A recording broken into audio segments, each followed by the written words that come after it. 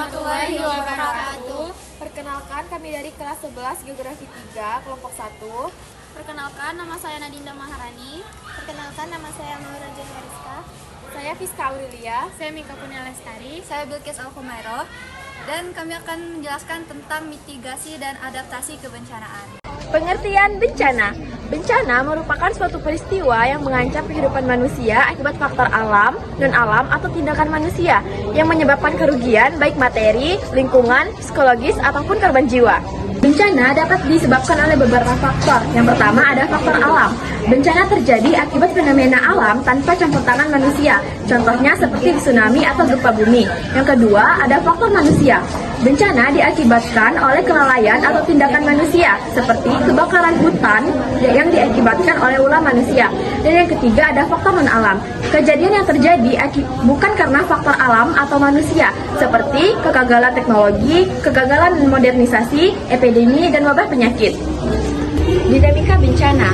Dampak bencana dipengaruhi oleh 3 aspek utama. Yang pertama, ada kerentanan. Kerentanan adalah ketidakmampuan manusia dalam merespon ancaman, baik dari aspek sosial, dipengaruhi oleh kepadatan penduduk dan usia, alam, bergantung pada struktur bangunan, maupun ekonomi, dipengaruhi oleh ketahanan ekonomi masyarakat. Yang kedua adalah ancaman. Ancaman adalah peristiwa yang dapat menimbulkan kerugian, tergantung dalam kapasitas manusia dalam menanganinya. Dan yang ketiga, kapasitas.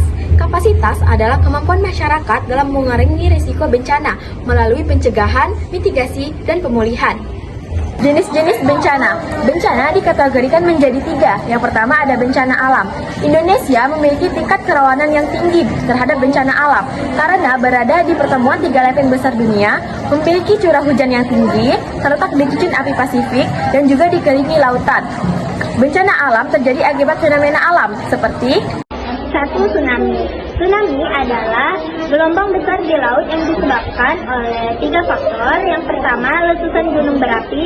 Yang kedua, longsor bawah laut. Yang ketiga, gempa bumi bawah laut. Yang kedua adalah kekeringan. Kekeringan adalah kurangnya pasokan air dalam jangka waktu yang lama akibat minimnya curah hujan yang menyebabkan kegagalan panen dan kekurangan air bersih.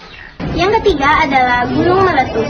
Gunung meletus adalah erupsi gunung berapi yang mengeluarkan lava, gas beracun yang dapat membahayakan lingkungan dan kehidupan manusia. Yang keempat adalah tanah longsor. Tanah longsor adalah pergerakan massa tanah, batuan, atau material lainnya akibat hujan deras, gempa bumi, atau aktivitas manusia seperti penebangan hutan. Yang kelima, gempa bumi. Gempa bumi adalah goncangan atau getaran di permukaan bumi akibat pergerakan lempeng tektonik, aktivitas gunung berapi, dan runtuhan bawah tanah. Keenam adalah banjir.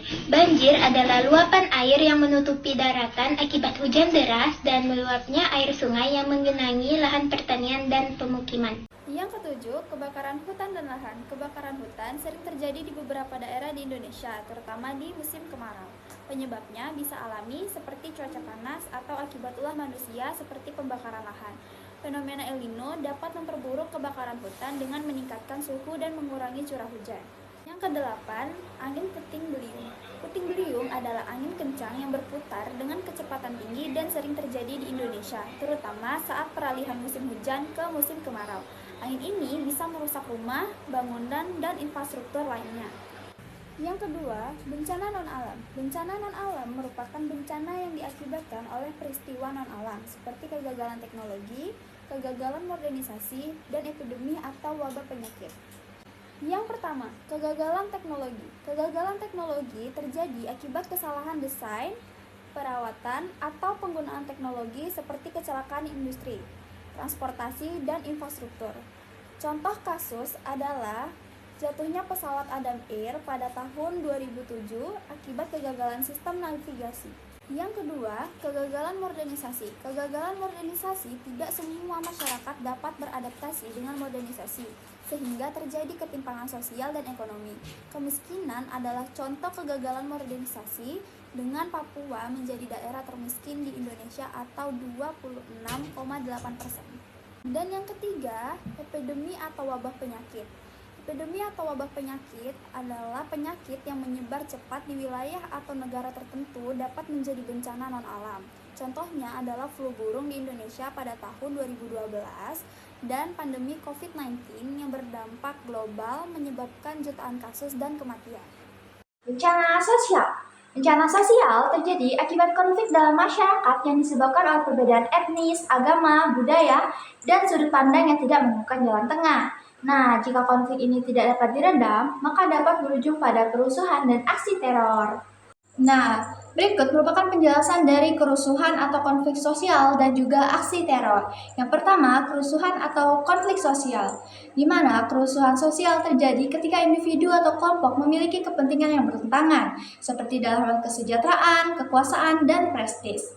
Jika tidak dikelola dengan baik, maka konflik ini dapat berkembang menjadi bencana sosial yang dapat merugikan masyarakat, baik dari segi materi maupun nyawa. Pemerintah, tokoh masyarakat, dan aparat keamanan sangat berperan penting dalam mengatasi dan mencegah konflik sosial ini.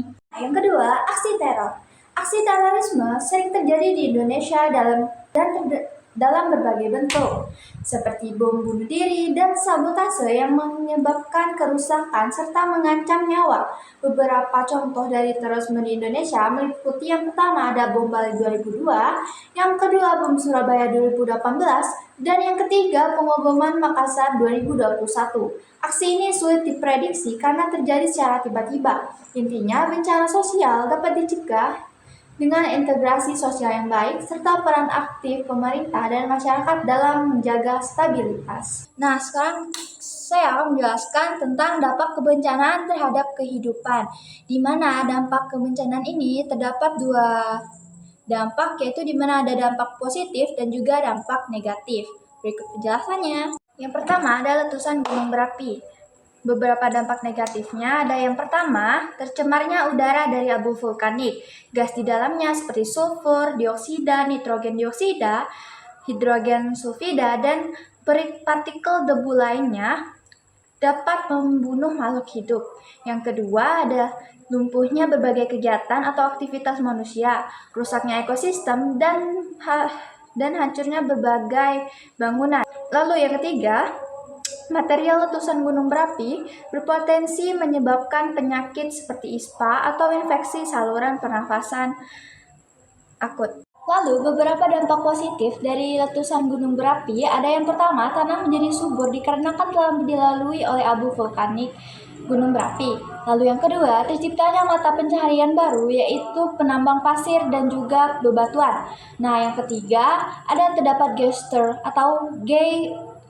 atau sumber air panas yang dapat berpengaruh penting bagi kesehatan tubuh manusia. Yang kedua ada tanah longsor. Beberapa dampak negatif dari tanah longsor yang mempengaruhi kehidupan adalah yang pertama, sanitasi lingkungan menjadi buruk. Yang kedua, harga jual tanah menurun. Dan yang ketiga, infrastruktur di lokasi tanah longsor rusak, lalu jalur transportasi terputus, dan perekonomian tersendat. Nah, lalu dampak positifnya di mana yang pertama, kondisi tanah akan kembali menjadi gembur, terjadi perubahan tekstur tanah, dan mempercepat terjadinya proses peleburan bebatuan di dalam tanah. Lalu dampak positif yang kedua, masyarakat sadar betapa pentingnya untuk menjaga kelestarian lingkungan hidup dengan cara melestarikan hutan. Lalu yang ketiga, munculnya motivasi atau penelitian oleh ahli geologi dan masyarakat tentang penyebab dan pencegahan tanah longsor. Yaitu gempa bumi. Gempa bumi dapat berdampak positif dan berdampak negatif. Dampak negatif dari gempa bumi yaitu dapat merusak fasilitas transportasi, komunikasi, dan bangunan, dan dapat memicu tsunami apabila gempa bumi sedang berlangsung berskala tinggi atau besar. Selanjutnya, dampak positif. Dampak positif dari gempa bumi yaitu dapat memberikan informasi tentang struktur bumi dan dapat membantu memantau aktivitas Gunung Merapi. Yang keempat yaitu kekeringan. Dampak negatif dari kekeringan adalah dapat mengurangi sumber air. Yang kedua, dapat membuat gagal panen karena kekeringan, dan yang ketiga dapat memicu kebakaran hutan dan polusi udara. Sedangkan dampak positifnya dapat membantu aktivitas manusia di beberapa bidang. Yang kelima adalah banjir.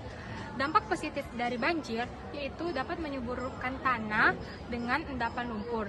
Sedangkan dampak negatifnya yaitu dapat mengganggu aktivitas warga sekitar, rusaknya fasilitas yang akan digunakan di kehidupan sehari-hari, dan dapat menimbulkan wabah penyakit yang disebabkan oleh air kotor. Yang keenam yaitu kebakaran hutan. Dampak negatif dari kebakaran hutan yaitu dapat mengurangi keanekaragaman hayati dan menyebabkan ekosistem di hutan menjadi rusak. Sedangkan dampak positifnya dapat menyediakan lahan bagi para petani dan pemukiman. Yang ketujuh adalah tsunami. Dampak negatif dari tsunami yaitu dapat merusak fasilitas bangunan, infrastruktur, dan lahan pertanian, serta dapat menyebabkan korban jiwa dan kehilangan tempat tinggal. Dampak positif dari tsunami adalah dapat meningkatkan kesadaran masyarakat tentang kesiapsiagaan bencana. Sekian penjelasan materi dari kelompok kami akhiri. Wassalamualaikum